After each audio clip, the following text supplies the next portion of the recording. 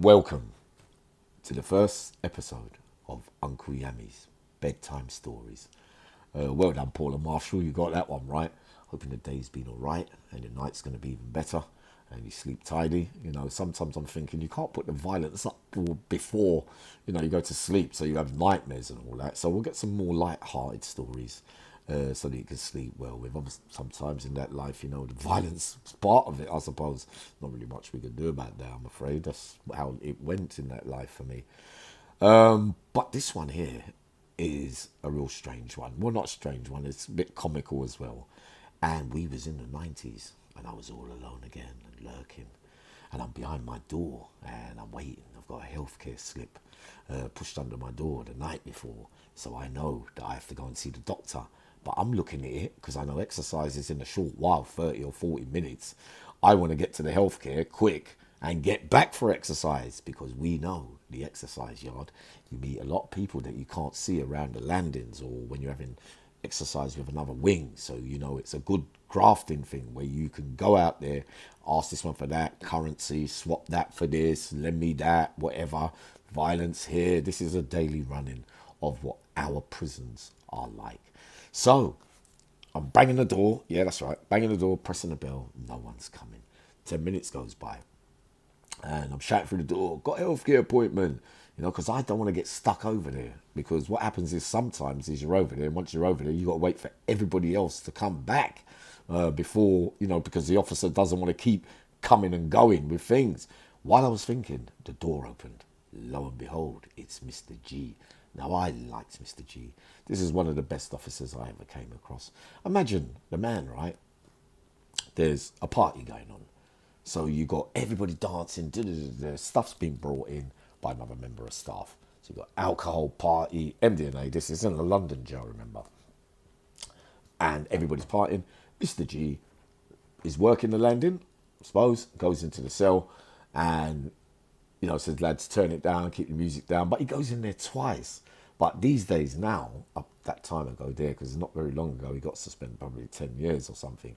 They're saying they raided that cell, found some stuff, and they're saying suspicion that he brought it in because no other officer went to the cell or information received and blah, blah, blah.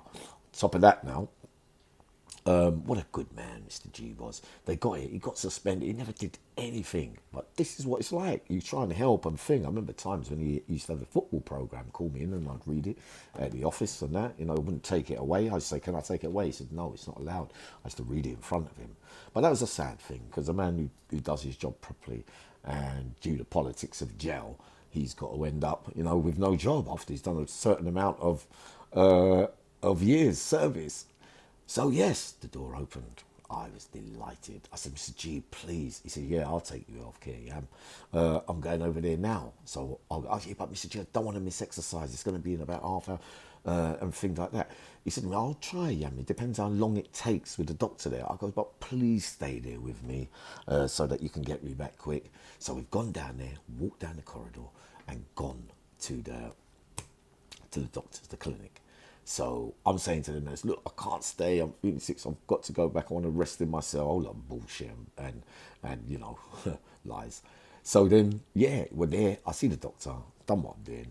I say, Miss G, come. I've got to go back because I know now, calculating the time, exercise could be going out about this time. Lo and behold, we're coming back now through the door. The door opens. And as we're walking, I see the two civvy workers. They still got chains and keys. And they're fiddling with boxes outside the canteen. So you've got the wheelie little thing with like all little basket boxes, probably people's canteen or whatever, or new stuff being brought in. So when I'm walking past with Mr. G, the two of them are there. So they're bending down, picking up things, opening the box. But when I walked past, I saw the canteen, half a door. But the bit at the top, that bit, the middle bit was open. So it's one of those doors where you can lock it a little bit of thing. Blah, blah. So I'm walking back. Mr. G says, right, Yammy, there's exercises going through because we heard the bell and there's a single file or people walking together to go on the yard. And he said, Yammy, go and join the queue there and go straight on the exercise. I said, sweet as a nut, Mr. G. Legged it there. He's turned the corner, probably gone to go and get someone else. And I've stepped down the stairs and doubled back, daring move. Greedy Yammy. Thinking, opportunity, I'll go in there and I'll do the business. So the dummy run jumps over the top of the door, and I'm in there. I've got a duffer coat on with green towel around there, so I can't put too many things. But what am I going to carry? So I'm thinking, put the stuff in the towel, but it looks a bit hot. I didn't overdo it, allegedly. And I grabbed 20, 30 packets of Old Holborn. So filling up the pockets and and I remembered I didn't have no coffee either. So I nicked the jar and I thought, right, I'm having that. So I run down the stairs, excited, delirious. I'm wondering, yes, who's out there? I can trade this for that. And I'm just in time. So I'm walking. No, sorry, I'm going down the stairs, but I heard a shout, oi, you come back here. But I didn't look back. So I carried on moving, went through the crowd, out onto the exercise. Started giving it, oh yeah, I did this and I did that. It's like giving people free gifts, half ounces. We know what I'm like. And then I've gone, and then I've heard my name, Yammy. Is Yammy out here? So the door's that way and the big yard's this way. So I'm over this side. So I passed most of the burn over to a friend next door to me, one of my cellmates' friends. So I said, you hold that, and I had 2 packets just in case I have to go down the seg and I ain't got no tobacco. And so I was I'm thinking it might be me for that reason, the canteen. So I've gone to the gate. I said, yeah, what are you telling me? He said to me, oh, we have to strip search you. They didn't look too happy. And I said, strip search me? Yeah, come on then, let's go. So we walk through the gate, we go to a cell around the corner, a spare cell, go in there, put a towel on the floor. They're making me squat. It's not like I'm going to be able to put 30 ounces up there, am I? You know, what are you going to do with the packets? Touch your toes, blah, blah, blah, blah, everything cool. He looks in the jacket, sees 2 packets. 1/2 ounce, 2.5 ounce packets of Old Holborn. So they're saying, well, we're confiscating this because a lot of burn has gone. Do you see what I mean? So I said, no, the burn is mine. You can't say that comes from a robbery and blah, blah, blah. It's not me. I never done it. You ain't taking my burn. So there's a standoff. They make a little circle around me. And I said, no, well, I ain't going block then. He goes, Yammy, you have to go block on GOAD while we investigate it. I said, I will go down the block if you give me my burn, right? So the bargaining, the governors come, blah, blah, blah, blah, blah. I'm thinking it's going to go off. But they come, they give me the backy, and I walk with them to the block. So I'm being escorted to the block, and I get down there. Sorry. I get down there, and I'm a little bit upset, right?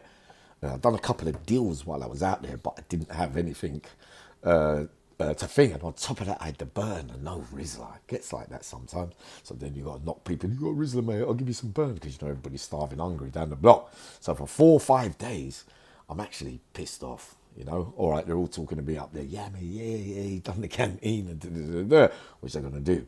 4th day, border visitors come. These are people from the outside that monitor, like it's IMB now, but in the old days it was called the border visitors, and they look to see any allegations or things around the prison. They try to be fair.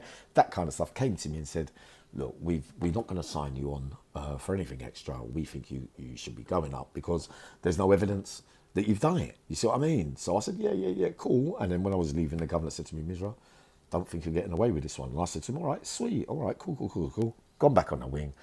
2 days later, I got called for the I got called off. What is it called? I got called to the legal visits. But I'm thinking, who's that on the legal visit? I'm thinking, I ain't the court cases. I ain't got no.